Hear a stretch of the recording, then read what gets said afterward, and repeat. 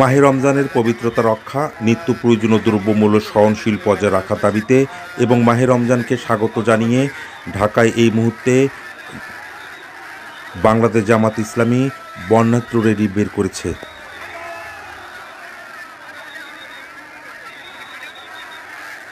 মিছিলের নেতৃত্বে কিন্তু আমরা দেখছি জামাতের ঢাকা মহানগর উত্তর যে সকল নেতারা রয়েছে তারা এই মিছিলের কিন্তু অগ্রভাগে রয়েছে।